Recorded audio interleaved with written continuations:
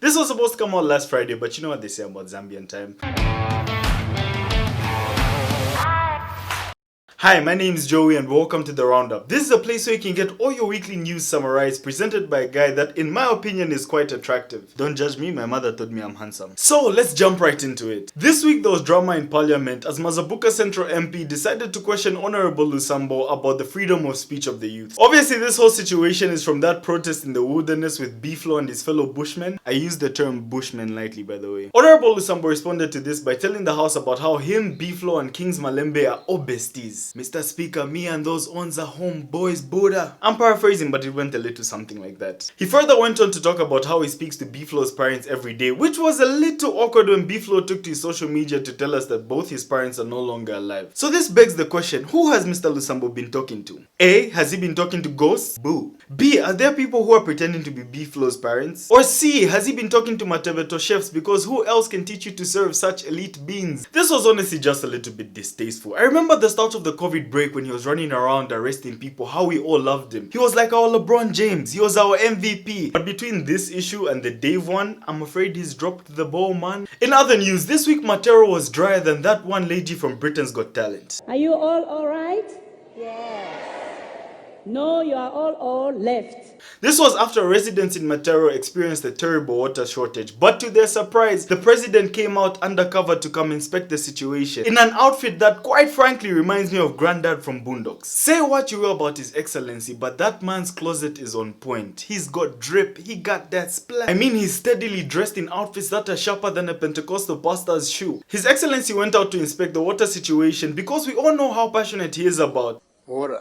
That joke was dry, just like Matero with no water this week. I don't know if it's just me, but I'm convinced that the president keeps up with trends. Cause if you see the way he was posing, doesn't that just scream? Fortunately, the situation was resolved and it's good to see the president out because it shows that he cares about the people. I mean, which other country are you going to see a president going around inspecting taps? It shows that he's passionate that every tap should work well. So someone tell Esther Chungu that if there's ever anything wrong with her Pompey, she should just hit up the president. This wasn't the only place we saw his excellency, as he also showed up to commission the new flyover bridge that's opposite arcades. Kudos to government for finally completing the flyover bridges, but I'd be lying if I said I didn't expect more. I'm happy they actually did them, but I just thought they were going to be designed better. Remember how they announced them? They're going to fly over each other. They're going to be spectacular. Some even went as far as saying that they were going to be tourist attractions. Tourist attractions where? In Dundumwezi. In my opinion, the designers could have done better because now it feels like we've just been catfished. It's like when you finally meet an iPhone user in person. You saw her with the fancy filters and she looked so fine, it's crazy. But then you meet her in person and she looks like dandy, it's crazy. Scenes from the capital as Commander Michael, everyone's favorite dancer, was not the only thing that fell this week. We finally witnessed the fall of the controversial Bill 10. To be honest, I kind of wish it passed just so I could get to see Given Luvinda go on TV again and say, Wanyala. Unfortunately, this wasn't the case as the bill failed to reach the needed 2/3 majority for it to go through. People of all walks of life celebrated the fall of Bill 10 and I can't help but feel that some of you didn't even know what Bill 10 actually was. Tell me one thing you knew about Bill 10.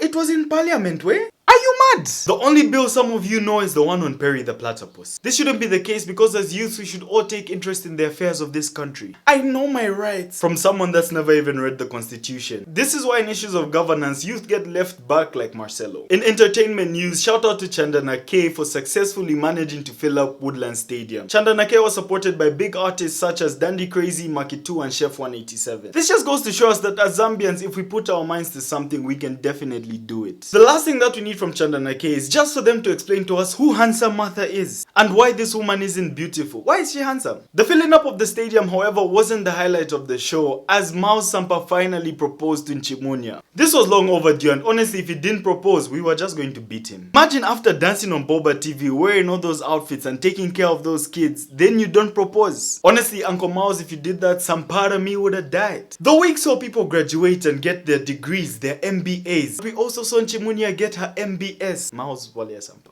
While other Lusaka men are out there playing around with side chicks, the mayor is showing once again that he is miles ahead. I wish his worship all the best, and thank you for showing everyone out there that black men are faithful and black men don't cheat. And in closing, the Coppola experience was hosted in part by the beautiful but controversial Mutale Mwanza. Mutale made headlines last week after she got 2 new cars in the space of 1 week as birthday gifts. The first car she received was this beauty, to which social media users quickly went online and talked about how the Wow Truck is a car that Mutale can't afford. Then afterwards, she got a new Land Rover. And again, people took to social media to talk about how the Rover is a car that's out of her range. And apparently this evoked a lot of negative emotions. After the whole ordeal, of course, Lusaka girls started praying to the god of Mutale Mwanza. Lord, bless my man with a heart to get me a car like that. The same guy who gets moody when you turn on the aircon. Ah, sweetie, don't the windows work? As if you're the one who buys fuel. On the other side of the coin though, the people who always come out to criticize, how can she afford these things on a journalist's salary? Obviously, she's just sleeping around. The only people that know the true story of how everything went down is Mutale and the person that got her the car. But one thing I fail to understand is people who fail to acknowledge how hard Mutale actually works. We're talking about someone that's been a successful presenter for years. She's hosted on Channel O. She had a show on Africa Magic called Kumwesu, which later went to Zambezi Magic and she became a producer. She has a show on Zambezi Magic called Tuvwange. She hosts corporate events. She's been on MTN billboards and now she's being sponsored by Mac. And this is the person that you expect to be poor. I don't understand. No matter how poor you want her to be, she won't be, because Mutale works harder than a Chinese contractor. Ah yeah, build the Lord, build the Lord. My humble advice is don't pay attention to these things and just work hard. Because we're going to end up being the people that always criticize people that are moving in Range Rovers while we continue killing ants because we were too blind to see what was ahead of us. Otherwise, for me, I'm also going to apply for a job at Hot FM because you never know. This has been Joey. Thanks for watching. See you next week.